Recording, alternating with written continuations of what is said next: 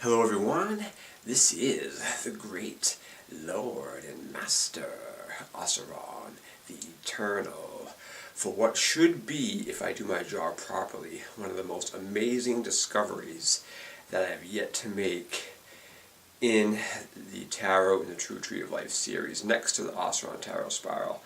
This is amazing. I actually got into this with the Sophia extension video, in that it deals with this structure here that is derived when you combine the true tree and the jewel, and there's an actual mechanical aspect to it. It's a fusion aspect, and it reveals this structure here. Three intersecting or interlocking hexagonal modules. And it reveals this over here. But I'll get to this a little bit later. I want to highlight something here because this was supposed to be the main presentation, but then I discovered this.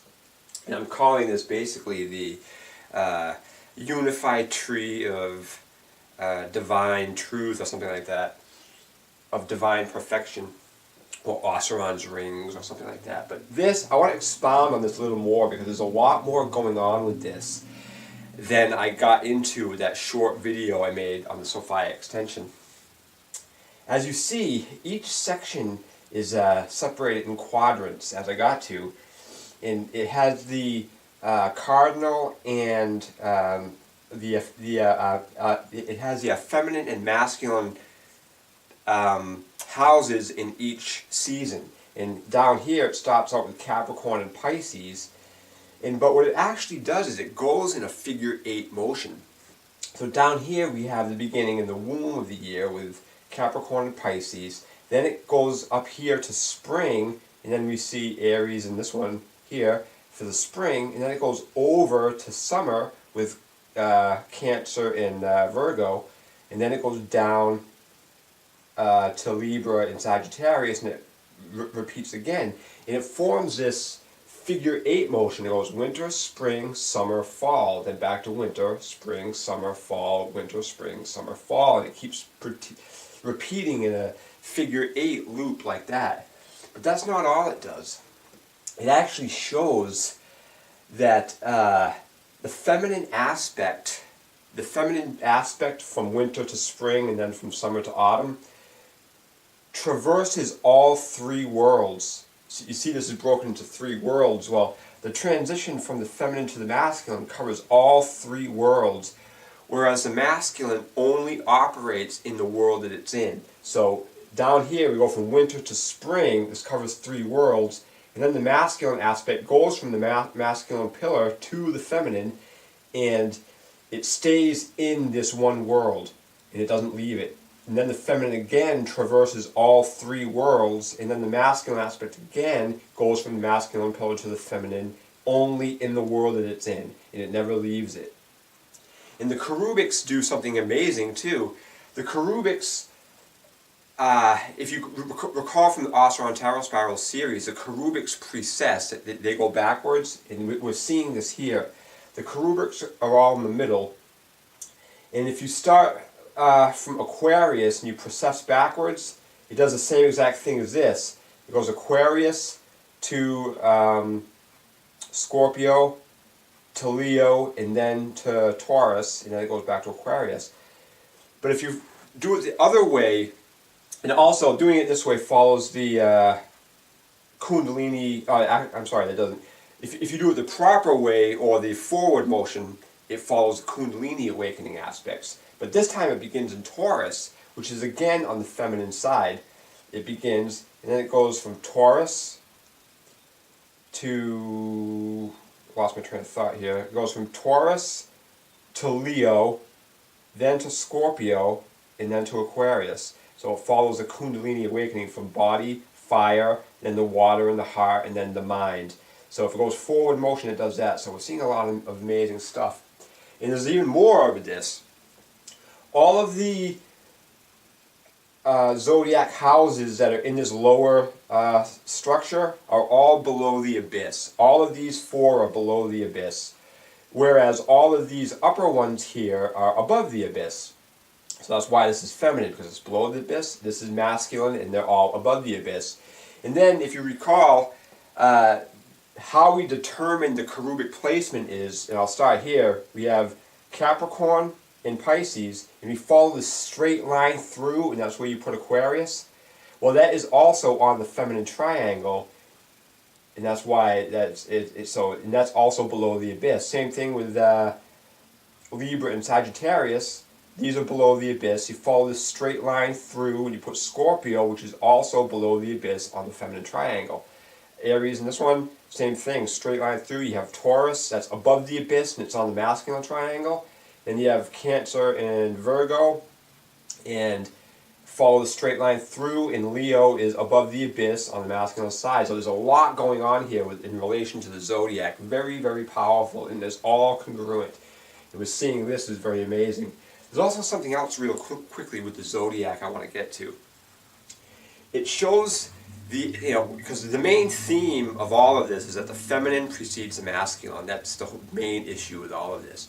And if you start with the zodiac laid out, there's only two cycles in the zodiac. The zodiac is broken up into twos, right? And there's two main cycles of what we're seeing. And it starts out with a feminine at the top, which is Capricorn and Cancer. And then on the very end of it is masculine. So we're going from feminine to masculine again. In the middle are all the variants of what's going on. So we see feminine, then masculine, cherubic, and then feminine, masculine, and then masculine, feminine, then feminine, cherubic, and so on and so forth. Now the cherubics do go from masculine first and then feminine, but don't forget the cherubics do precess. So it's actually, if you look at the cherubics backwards, then it's actually feminine cherubic and then masculine cherubic. So we're seeing a lot of amazing stuff here. And the tree of life and the jewel also mirror the zodiac. I got into this before, but to clarify on that just a little bit.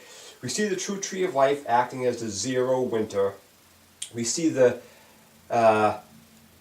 emergence of the body here, and this is the spring, but it's not yet sexually charged or awakened. Then it reaches the top, and then it's awakened. Then it moves through its life in the summer, and then it goes back to below the abyss in the autumn, back down the true tree to the oblivion state of the zero. Now, let me get to one of the most amazing structures I've ever discovered in this series, and this is this. If you wanted to find a universal tree, as if this isn't enough, but if you're looking for a universal tree, you're not going to find anything more universal than this. This construct is absolutely perfect. So this would be like the unified tree of divine perfection. This is what this is, because it is divinely perfect in every way. What we see is 3 rings, and what happens is, what I did over here is once this construct is created, right? Once it's finished, once it's created, all the spheres wipe out to 0 again, and then you build it again from the bottom up using the single digits. And you go from 0 to 18. And this structure mirrors the true tree of life. The true tree of life goes from 0 to 9, and this unified structure goes from 0 to 18, which is just 9. 18 reduces to 9.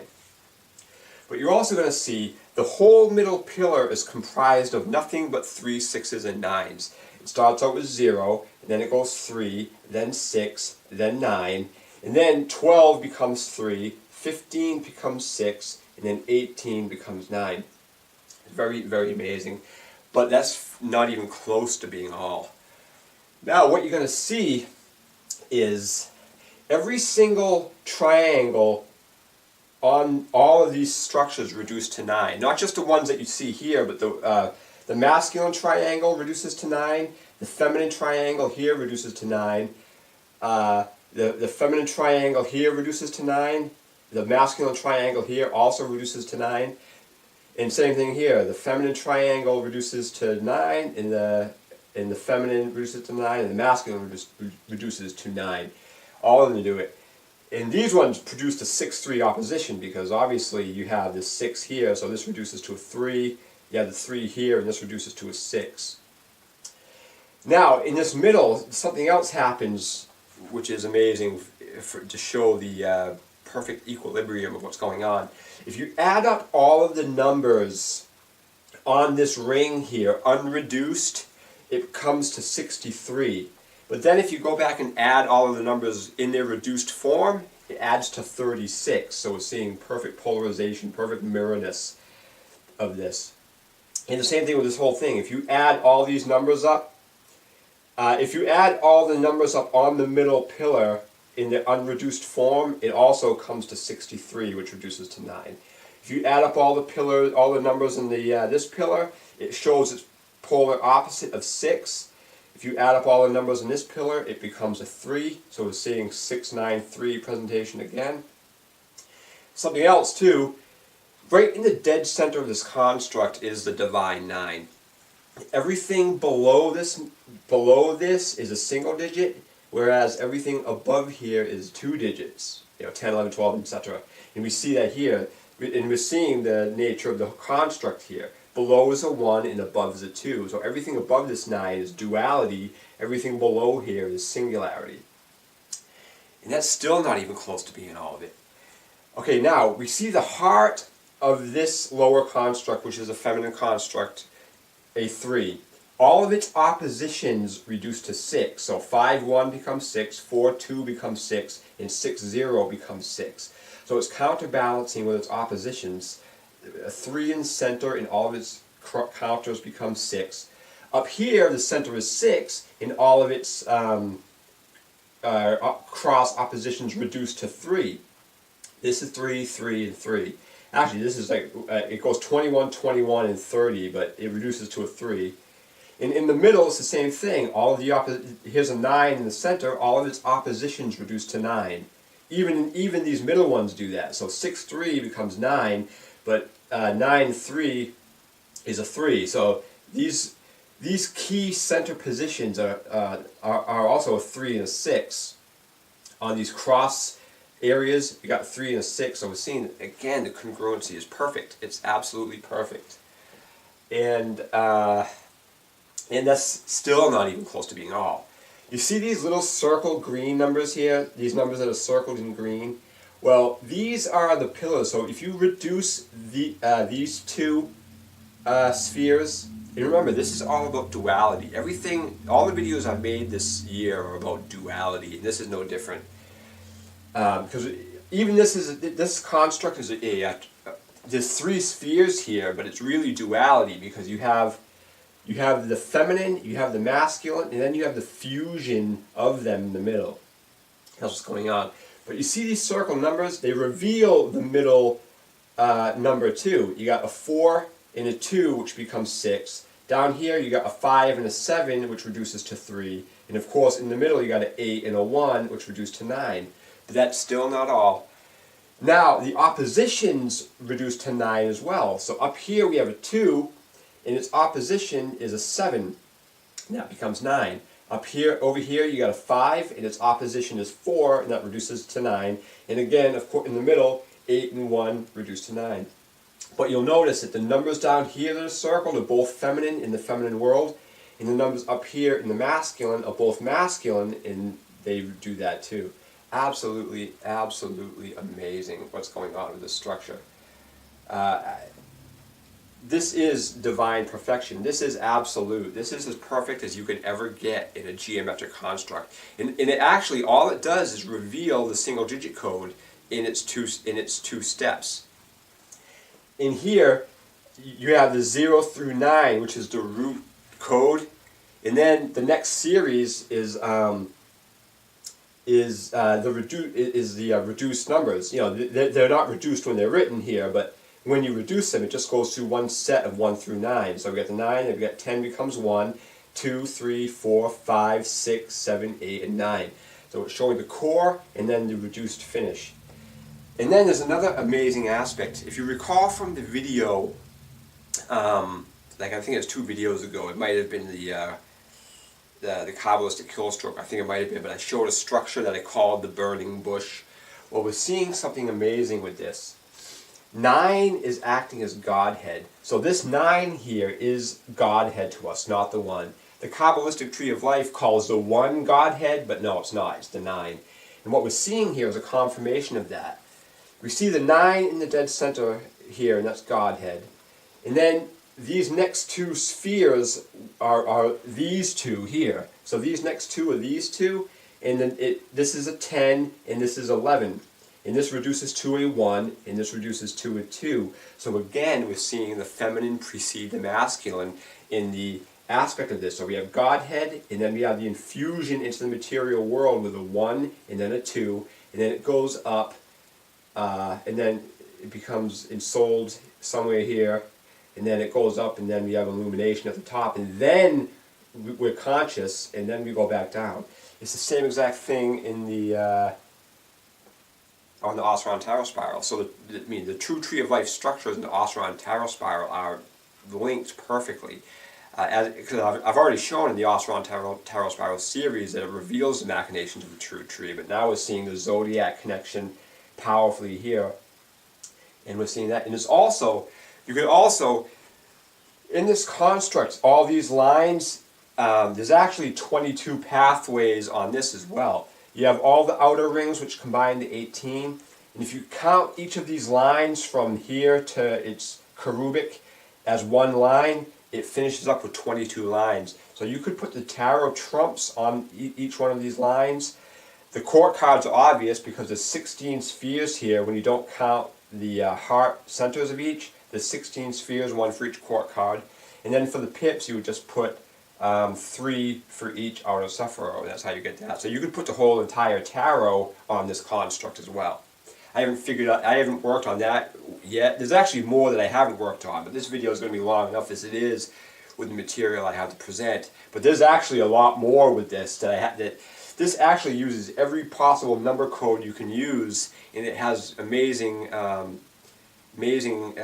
aspects to go along with it. But the reason I picked this one is because this is the most perfect one. This goes 0 through 18 following the same pattern as a true tree.